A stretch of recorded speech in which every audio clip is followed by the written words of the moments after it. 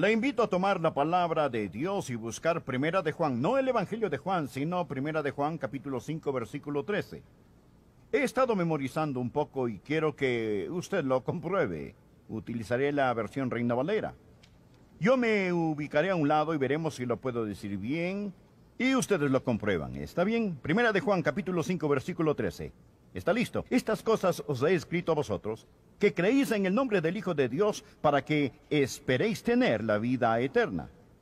No, estas cosas os he escrito a vosotros que creéis en el nombre del Hijo de Dios, para que consideréis si probablemente tenéis la vida. Estas cosas os he escrito a vosotros que creéis en el nombre del Hijo de Dios, para que deseéis tener vida eterna.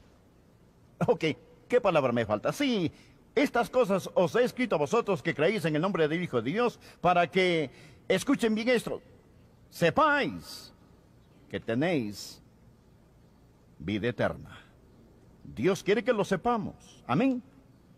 No deseo hablarle de una quizá o tal vez salvación, sino de una salvación que se conoce. Alguien dijo, si pudiera tenerla sin saberlo, podría perderla sin notarlo. Pero si tiene la salvación, lo sabe, y si la tiene y lo sabe, nunca podrá perderla. Necesitamos entender qué es esto llamado salvación. Porque Juan dijo, escribí el libro de Juan para que usted sepa que tiene vida eterna. He escuchado decir, usted no puede saber si es salvo, solo puede esperar ser salvo, y cuando se muera, se dará cuenta. No quiero esperar hasta que muera para saber si soy salvo o no, porque será demasiado tarde para hacer algo al respecto. Usted necesita tener ahora esa maravillosa, dulce y bendita seguridad. Un creyente necesita ser un punto de admiración, firme, de pie, no un signo de interrogación cabizbajo diciendo, me pregunto si soy salvo. Deseo que tenga absoluta y segura salvación. Ahora, para saber si es salvo, dos cosas son necesarias. Primero, usted tiene que saber lo que Dios dice que debe hacer para salvarse. Es por ello que Juan dijo, estas cosas os he escrito a vosotros. Bien, usted tiene que saber lo que Dios dice que debe hacer para salvarse. Eso es lo primero. Lo segundo, tiene que hacerlo.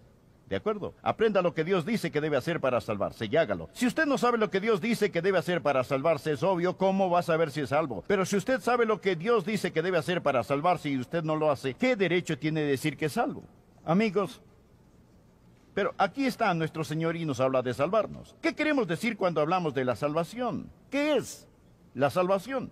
La salvación es una relación personal con Dios que trae el perdón de nuestro pecado. La Biblia dice, justificados pues por la fe, tenemos paz para con Dios. Estamos justificados. 1, eso significa que nuestros pecados están enterrados en la tumba del olvido de Dios. Y número 2, significa que tenemos paz con Dios. Justificados pues por la fe, tenemos paz para con Dios por medio de nuestro Señor Jesucristo. Eso no significa que usted siente tener paz. Esa no es la idea aquí. Estamos hablando de una guerra. Somos enemigos de Dios. Y estamos en aprietos. Pero la Biblia dice que Jesús, mediante su sangre en la cruz, hizo paz. Y ese pecado, esa enemistad, esa guerra contra Dios se anuló. Y tener paz con Dios es que Dios es ahora nuestro amigo, nuestro benefactor. Él es nuestro Padre. No es nuestro juez ni nuestro enemigo por causa del pecado, sino que tenemos paz con Dios. Significa, amigos, perdón y paz. Y significa poder. No estamos solos, Él habita en nosotros. El apóstol Pablo dijo, porque no me avergüenzo del Evangelio, porque es poder de Dios para salvación. Esa palabra literalmente significa dinamita. Verá, Dios no perdona sus pecados y luego le dice, bueno, ahora depende de ti. Él es Salvador, no un policía que lo pone a prueba.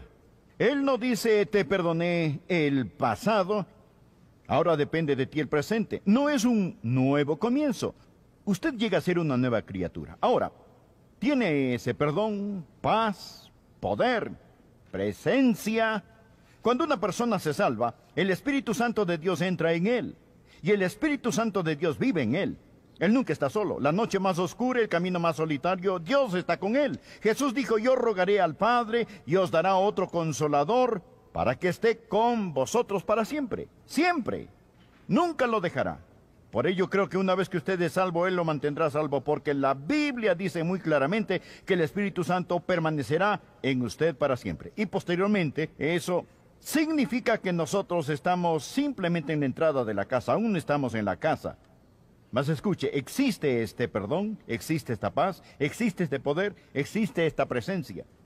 Y ser salvo literalmente significa que Dios le da perfección. Eso no significa que le van a salir alas y aureola. No significa que nunca pecará. No significa que no dirá malas palabras. No significa que nunca tendrá un mal pensamiento. Mas cuando Dios lo ve ante sus ojos, cuando usted se salva, la Biblia habla de los espíritus de los justos hechos perfectos. Ante los ojos de Dios usted será perfecto. Todo pecado quedará enterrado en la tumba del olvido de Dios para nunca, nunca, nunca, nunca jamás ser utilizado de nuevo en su contra.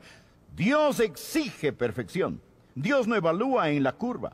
Por consiguiente, sin la sangre preciosa de Jesús que proporciona ante los ojos de Dios esa perfección, usted nunca podría ir al cielo. Todo eso fue solo la introducción. Permítame hablarle ahora acerca de cómo salvarse. Pediré que presenten algunas cosas en la pantalla, por favor. En primer lugar, permítame hablar acerca de la naturaleza humana. ¿Qué creó Dios cuando hizo al hombre y a la mujer? Bien, 1 Tesalonicenses capítulo 5, versículo 23 dice, y el mismo Dios de paz os santifique por completo. Eso significa totalmente todo su ser y todo vuestro ser, espíritu, alma y cuerpo, sea guardado irreprensible para la venida de nuestro Señor Jesucristo. Así que usted consta de espíritu, alma y cuerpo. Ahora hablemos acerca de usted. Les voy a pedir que pongan un diagrama que representa su naturaleza. Ahí está usted. Bien, ahí está usted, cuerpo, alma y espíritu. 1 Tesalonicenses 5:23. Hablemos de su cuerpo, esa parte de su naturaleza, porque todo eso tiene que ver con su salvación. Primero, usted tiene un cuerpo. Usted vive en un cuerpo. Usted está allí en un cuerpo, correcto. Muy bien, usted tiene un cuerpo. Ese es el traje espacial que usa mientras está en la nave espacial Tierra. Usted tiene un cuerpo y vive en un cuerpo. Es obvio, nadie lo pone en duda. La segunda cosa no es tan obvia. Pablo también habla del alma. Y todo vuestro ser, espíritu, alma y cuerpo sea guardado irreprensible para la venida del Señor Jesucristo. La palabra griega alma es la palabra psique. Es la palabra de donde tomamos psiquiatría, psicología, psicológico, psíquico. Todas estas palabras se refieren al alma. El alma es el usted.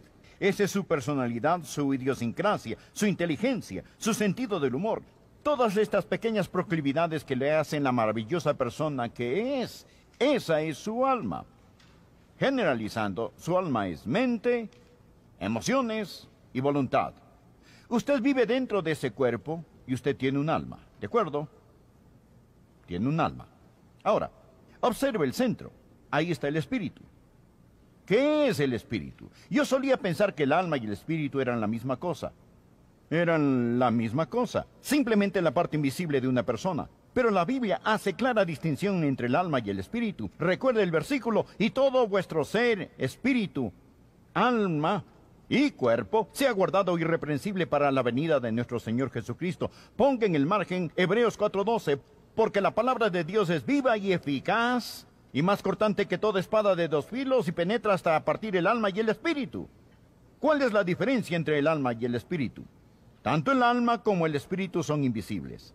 El alma y el espíritu son inseparables, pero no son lo mismo. El espíritu es esa parte de usted que lo hace único, diferente a cualquier animal o planta. Dios no le dio a los animales un espíritu. Dios dio a los hombres un espíritu. Es esa cualidad en la naturaleza humana que le permite saber y adorar a Dios. Porque la Biblia dice, y muchos de ustedes lo saben, Dios es espíritu y los que le adoran deben adorarlo ¿cómo? En espíritu y en verdad. La Biblia enseña que al salvarnos, el Espíritu de Dios, que es el Espíritu Santo, da testimonio a nuestro espíritu que somos hijos de Dios.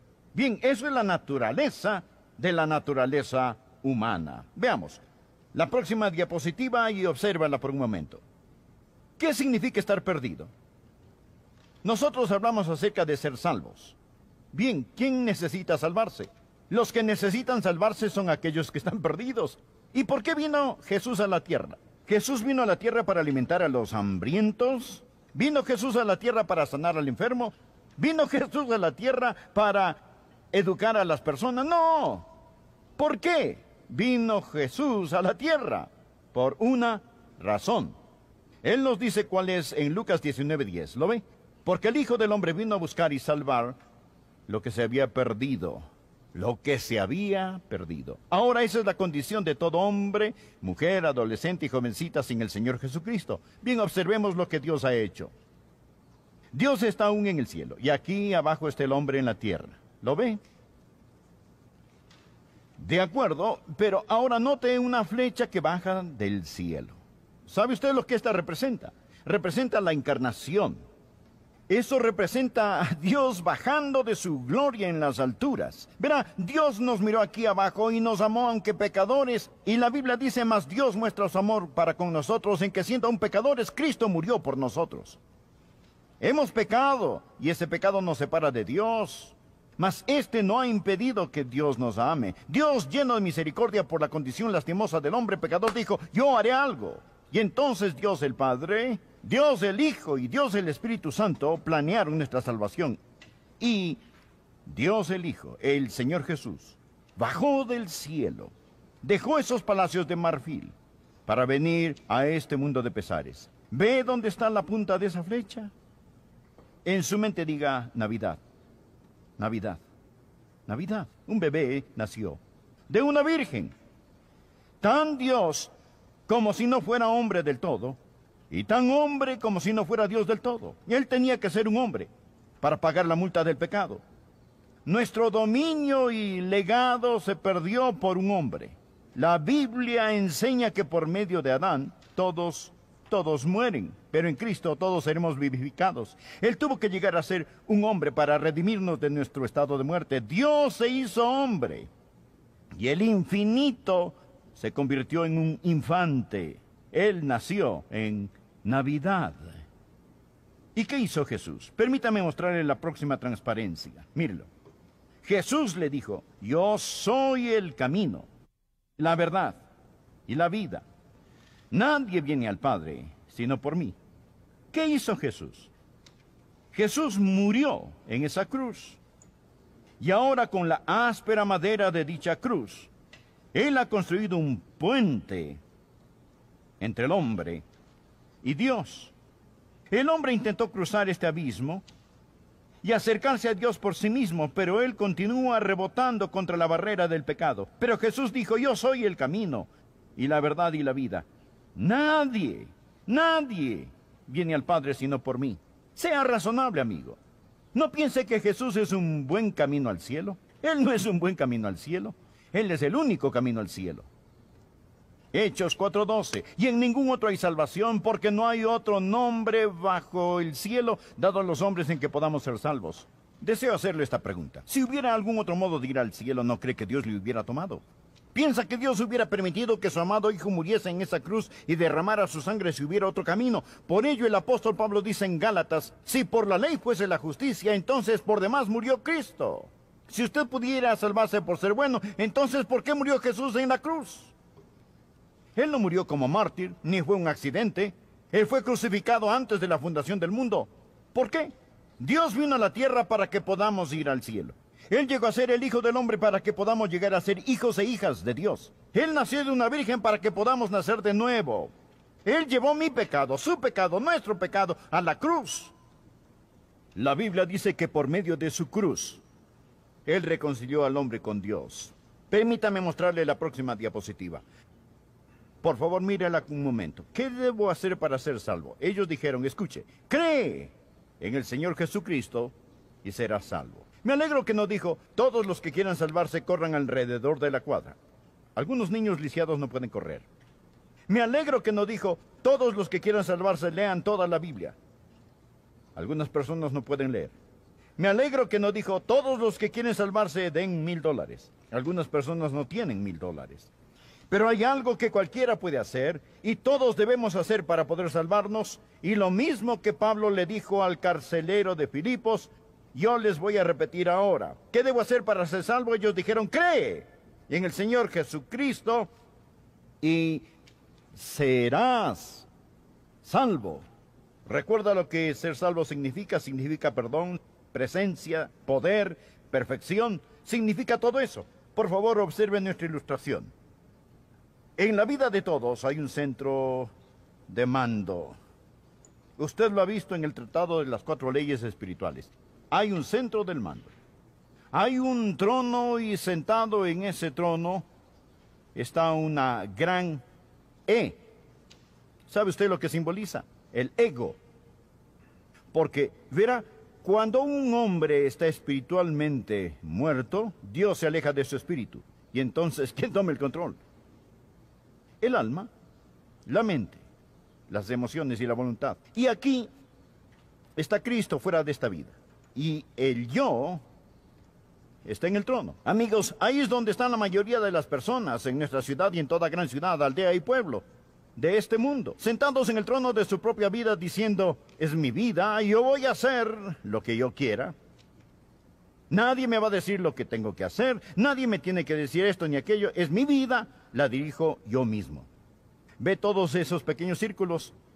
Estos representan los intereses de la vida, los negocios, la familia, el placer, el sexo, las vacaciones, la educación. Pero el problema es que esa vida está bastante desordenada. El ego dice, yo soy el amo de mi destino, soy el capitán de mi salvación. Mas Cristo está fuera de esa vida. Permítame mostrarle algo más. Aquí está una vida controlada por Cristo. Esta vez, Cristo no está afuera. Cristo está en esa vida. Y Cristo está en el trono de esa vida. Un creyente no es alguien que solo cree intelectualmente que Cristo murió por sus pecados. El diablo cree eso. Un creyente es alguien que ha invitado a Cristo a morar en su vida. Ahora, recuerden nuestra escritura que dice, cree en el Señor Jesucristo y serás salvo. Esa palabra cree es la palabra griega que literalmente significa confiar. Confiar. Usted cree que un avión puede volar, pero debe confiar. Si quiere volar, debe abordarlo. En esta ilustración tenemos a Cristo en el trono de esa vida, y ahí está la E, porque aún es usted, aún es su vida. Pero usted ha ubicado esa vida a los pies del trono, porque Jesucristo es Señor. Ellos dijeron, ¿cree en qué? En el Señor Jesucristo. El Señor Jesucristo. Y serás salvo. Si usted no está dispuesto a hacerlo, Señor, Él no puede ser su Salvador. Él entra para tomar el mando de su vida. Ahora, ¿cómo sabe que es salvo? Bien, si usted hace lo que Él le dice que haga para ser salvo, entonces usted puede tener la seguridad de la salvación. Me fascina Juan 5, versículo 24. Es casi un certificado del nacimiento espiritual. Esto es lo que Jesús dijo. El que oye mi palabra. Amigo, usted la escuchó hoy. Es decir, le he dado escritura tras escritura. Esa es la palabra de Dios. El que oye mi palabra y cree al que me envió. La palabra cree se usa unas 99 veces en el Evangelio de Juan. Creer, confiar. Cree al que me envió. Crea en el Dios que envió al Salvador, el Señor Jesucristo, y cree en el Salvador. Cree al que me envió. Ahora, note esto. Tiene vida eterna y no vendrá a condenación. Ir a condenación significa ser juzgado. Significa morir e ir al infierno. No vendrá condenación, mas ha pasado, no pasará, sino que ha pasado de la muerte a la vida. Amigo, cuando usted entrega su corazón a Jesús, queda resuelto, queda por sentado, está consumado. Usted ha pasado de muerte a vida. Usted no recibe la vida eterna cuando muere. La recibe en el instante que cree en el Señor Jesucristo. De cierto, ¿sabe lo que esto significa? Significa preste atención, preste atención. Esto es verdad, esto es verdad. Escuche, escuche. De cierto os digo, el que oye mi palabra y cree al que me envió, tiene vida eterna y no vendrá condenación, mas ha pasado de muerte a vida. Por tanto, ¿cómo sé que soy salvo? No por mis sentimientos. ¿Recuerda el versículo con que empecé? Primera de Juan 5, versículo 13. Estas cosas os he escrito a vosotros que creéis en el nombre del Hijo de Dios para que sepáis. Si dependo de mis sentimientos, no tendría la seguridad. Si dependo de mis sentimientos, mi seguridad variaría con la condición de mi hígado. Pero tengo su palabra. De cierto os digo, el que oye mi palabra, y crea al que me envió, tiene vida eterna. Ahora, ve la ilustración del trencito. Esta es la forma en que funciona el tren de Dios. Tenemos la locomotora, el vagón y el furgón de cola. Ahora digamos que usted es el ingeniero de este tren. El carbón está en el vagón del medio y usted quiere que el tren camine. Pregunta, ¿pondría el carbón en el furgón de cola o en la locomotora? Es una pregunta tonta. Usted pondría el carbón en el motor. Si usted pone el carbón en el furgón de cola, el tren simplemente se quedaría ahí. Pero si pone el carbón en el motor, el tren se moverá, ¿cierto? Diga amén. De acuerdo. Ahora, la locomotora son los hechos. Cree en el Señor Jesucristo y será salvo. Cristo murió por nuestros pecados conforme a las Escrituras, justificados pues por la fe. Tenemos paz para con Dios por medio de nuestro Señor Jesucristo. Amigos, esos son hechos. No estoy hablándoles de bautistas, metodistas, presbiterianos. Estoy hablándoles de los hechos bíblicos. Cree en el Señor Jesucristo y será salvo. Hechos 16, verso 31. Es un hecho. ¿Y qué hace con su fe? Usted pone su fe en los hechos de Dios. Pone el carbón en el motor. No ponga la fe en los sentimientos.